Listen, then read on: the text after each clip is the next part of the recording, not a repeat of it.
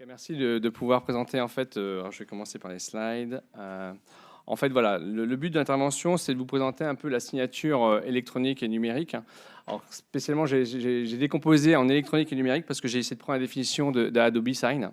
En fait, il y a quand même un distinguo entre les deux, et vous allez le comprendre assez facilement après. Alors aujourd'hui, en fait, on connaît deux signatures. Aujourd'hui, 95% des signatures dans le monde sont généralement des signatures électroniques. En fait, c'est un processus qui fait que vous recevez en général une invitation et puis vous cliquez et vous signez de façon simple en disant je suis moi. Et c'est ça un peu aujourd'hui la confusion chez Monsieur Tout le Monde, c'est que il y a un distinguo entre signature numérique et électronique, puisque en fait dans un cas vous n'êtes vraiment pas identifié en fait, vous êtes authentifié par un code unique, mais globalement, on ne peut pas vraiment prouver que vous êtes vous derrière l'ordinateur en train de cliquer et signer un document. Et donc c'est pour ça qu'aujourd'hui, les gens de chez Adobe ont fait ce distinguo entre la signature numérique et électronique, puisque dans un cas, la signature électronique, vous avez un chemin de preuve qui est généré par ce code unique que vous recevez, et avec lequel vous allez pouvoir vous authentifier sur la machine. Et la signature numérique, elle, demande d'avoir au préalable été identifié par un tiers de confiance. Donc ça, c'est assez facile à comprendre, puisqu'aujourd'hui, l'amalgame qui est fait quand vous signez avec des gens comme DocuSign, en fait, quand vous regardez bien les signatures, c'est jamais vous, c'est jamais un certificat qui vous est propre, c'est un certificat DocuSign qui signe. Et donc, en fait, il se porte garant de votre identité. Donc c'est vraiment le côté, parce que les jurisprudences évoluent en fait. Ce sujet, comme j'expliquais à Annie, et je remercie d'avoir invité Bystem pour présenter ce sujet, en fait évolue énormément, parce que aujourd'hui le grand risque derrière tout ça, c'est que en France, rien qu'en France, il y a plus de 200 000 usurpations d'identité chaque année. Alors je ne sais pas si quelqu'un d'entre vous a été déjà victime d'usurpation d'identité, mais c'est très préjudiciable pour la personne, puisque vous n'avez aucun moyen réellement de... C'est compliqué de prouver que vous êtes bien vous, que vous n'avez pas fait quelque chose. Donc voilà, donc c'est pour ça que cette notion entre signature électronique et numérique, je tenais vraiment à la préciser, puisque en fonction du pays, elle n'est pas perçue de la même façon. Aujourd'hui, aux États-Unis, ils sont bien plus permissifs, ou en Australie, que l'Europe. Elle demande, pour avoir une signature, je dirais, de niveau numérique, demande un certificat. Alors qu'aux États-Unis, on considère qu'une signature électronique est équivalente à une signature manuscrite. Donc voilà, ça c'est vraiment, il faut bien se rendre compte que les législations suivant les pays, eh bien en fait c'est pas encore vraiment homogène. Chacun a un peu sa façon d'interpréter, et les juges également. Donc parce que cette notion en fait de signature est arrivée même par exemple en France. La première fois qu'on a parlé de signature électronique, c'était en 2000. Ensuite, en 2014, il y a eu le premier, je dirais, cadre qui s'appelle eIDAS, qui a un peu normé cette signature, puisqu'on a qualifié la signature en France en 3 niveaux. Par exemple, l'Europe, on a décidé d'avoir une signature simple, qui donc 95% des signatures que vous faites aujourd'hui, que vous faites avec vos banquiers ou que vous faites avec un logiciel de signature, c'est des signatures de niveau simple. Elles ne sont pas très chères. Vous pouvez facilement faire un contrat. Alors c'est très pratique, hein. Et puis après, vous avez les signatures avancées, qui demandent donc un certificat, c'est une signature numérique. Et puis la signature qualifiée, qui elle va plus loin. On vous remet en général une petite clé sur laquelle on va mettre votre certificat, on aura vérifié votre identité et on va vous remettre cette clé avec un code, et vous allez pouvoir signer vos documents avec un niveau de sécurité d'une vraie signature numérique pour ce qui est de l'Europe et de la France.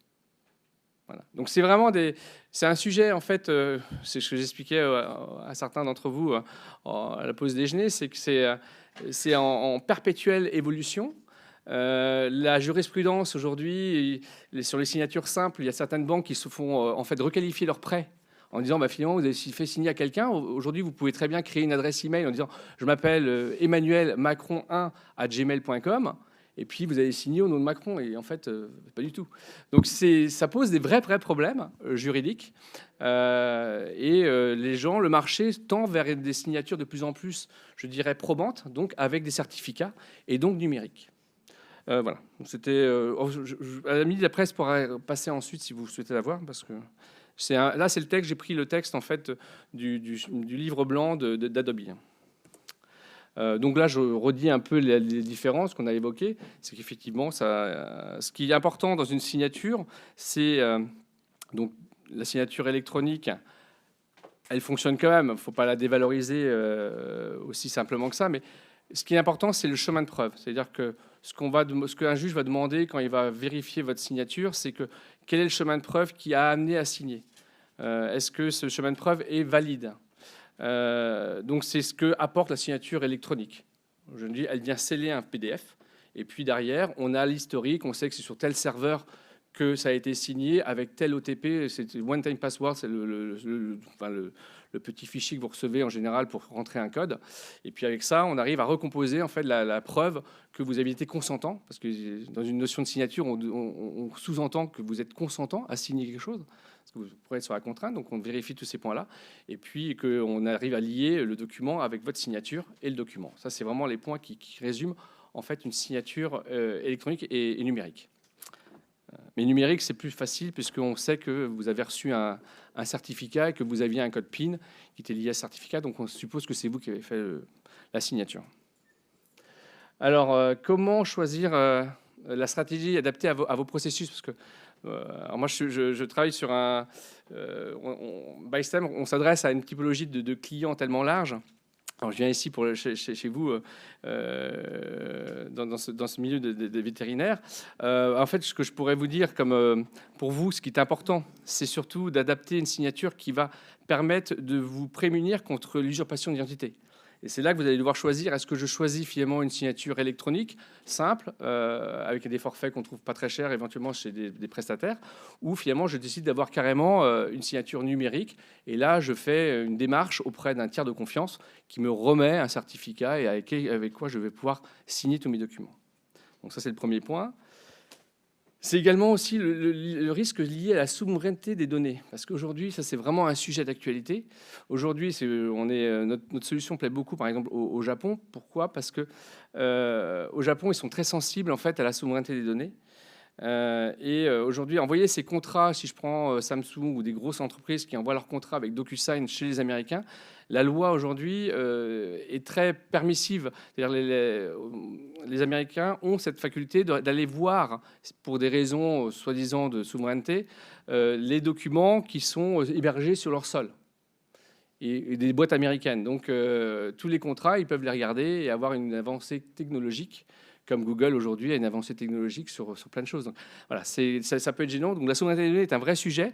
Est-ce que c'est hébergé avec une boîte américaine aux États-Unis, ou est-ce que c'est hébergé localement en France ou dans les serveurs que l'on connaît? Donc ça, c'est un point aussi qui, pour les données sensibles, alors, on n'est peut-être pas dans l'humain, on est dans la partie de la vie animale, mais il faut vraiment être conscient que ça peut être chez vous un critère de choix dans votre choix justement de quelle signature vous allez adopter.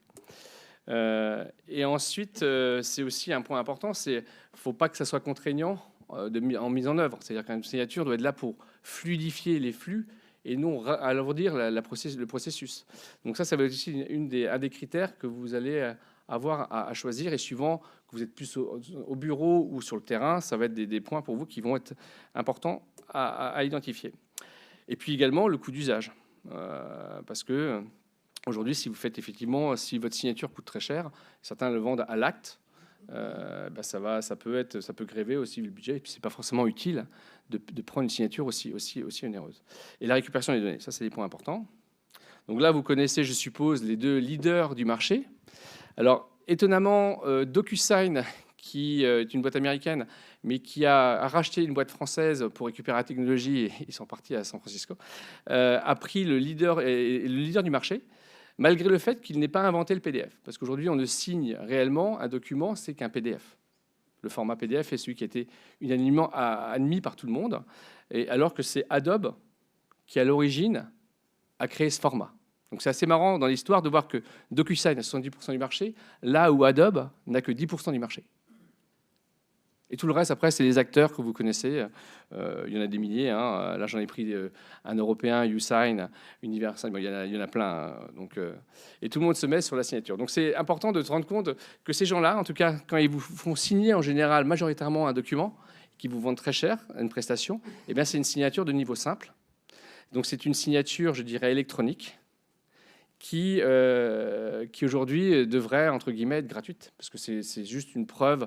Alors, eux, ils vendent en fait du serveur. Si on regarde leur modèle économique, ils vous facturent de la signature, mais en fait, ils facturent du stockage. Donc ça, c'est important de le savoir, parce que ça, dans votre choix, ben alors on reviendra après à nos solutions, parce que forcément, si on est ici, c'est qu'Annick nous avait rencontré sur le CES à Las Vegas, parce qu'on y va chaque année, on est une boîte de tech, et je crois que c'est en 2019 la première fois qu'on s'est rencontrés, et puis après en 2022 au dernier CES. Et donc, voilà, notre technologie, on est parti sur le postulat que on décentralise l'acte de signature. C'est-à-dire qu'aujourd'hui, toutes les solutions qui sont proposées avec DocuSign, c'est des signatures qui sont faites dans un nuage. Enfin, on ne sait pas vraiment où, mais elles sont faites sur un serveur distant. Et en fait, ce que l'on avait inventé dans l'entreprise Bystime, c'est de pouvoir dire j'invente en fait un serveur de signature que j'ai dans la main. Et du fait de l'avoir dans la main, d'une part, je résous le problème de données, en fait, puisque les données ne bougent pas du support sur lequel ils sont.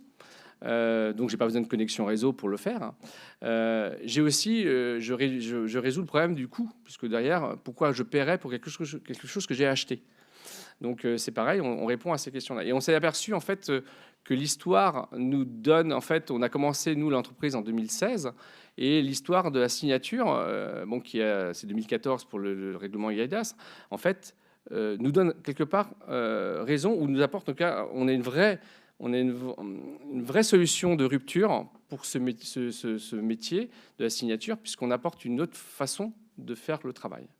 Donc voilà. Après, je vais passer sur la présentation plus de Kemo pour vous présenter, pour expliquer ce que faisait notre société, parce que Kemo, c'est un terme. Alors, bon, je vais le passer. Donc je vais passer un peu trop vite sur la première. On est le premier tampon électronique de signature eIDAS. Donc on correspond au standard en fait de signature, et on est une clé en fait sous cette forme aujourd'hui qui permet en fait de venir signer n'importe quel document sans connexion réseau sur un PC, un smartphone, une tablette, enfin voilà, tous les supports électroniques. Donc on a travaillé, le choix qu'on a souhaité, c'est que les gens puissent utiliser la signature digitale au plus grand nombre pour que les gens puissent vraiment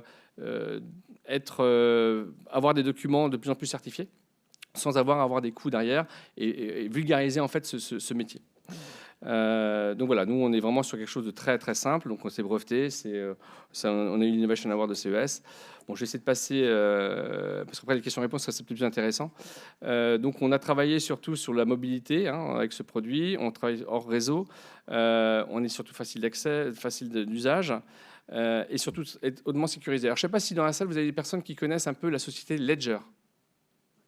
Bon, Ledger.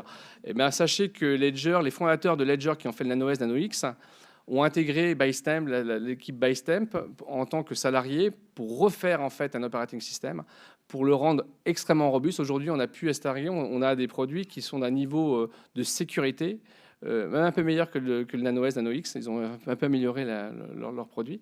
Donc voilà, on a vraiment un niveau de sécurité qui est offert. Et donc notre métier, et vous le comprendrez, c'est de sauvegarder dans un sorte de coffre-fort votre identité.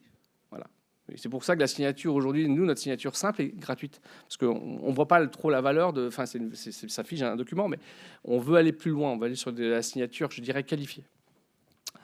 Donc voilà, je vous fais passer une petite vidéo parce que la première panne qu'on résout, elle est assez basique. Voilà. La première panne qu'on résout, c'est déjà d'éviter aux gens d'imprimer un document. Parce que c'est encore le cas dans la majorité des cas. Dans l'entreprise, dès que vous avez quelque chose à faire, ben c'est ça. Je pense que ça parlera à certaines personnes. Voilà. Et donc,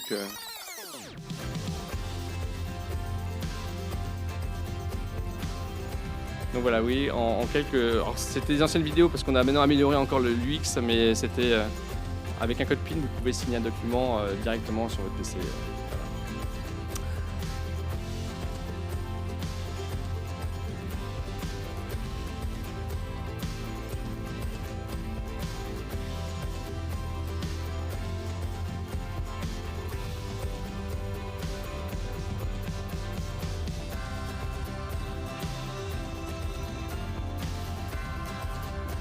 Ça, c'est du commercial. Bon, à la limite,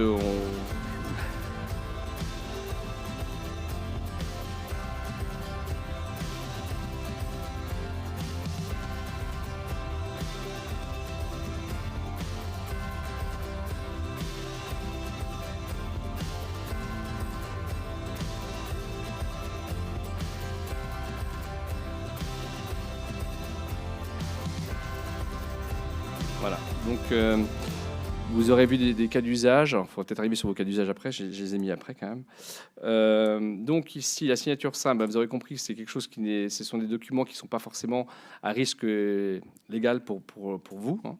Ensuite, de la signature, je dirais, avec un certificat avancé qui vous permet de signer des documents, je dirais, à plus fort impact d'engagement.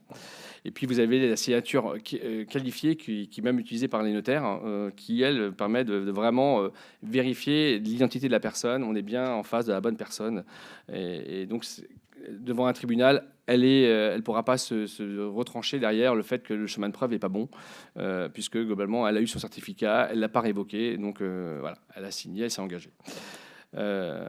Donc aujourd'hui, pour les principaux cas d'usage pour les vétérinaires, vous avez peut-être chez vous pouvoir signer des ordonnances avec un produit simple d'usage, des certificats, des résultats d'analyse, des notes, des courriers, et puis ensuite tout ce qui va être comptable, puisque aujourd'hui la signature va être demandée pour les factures.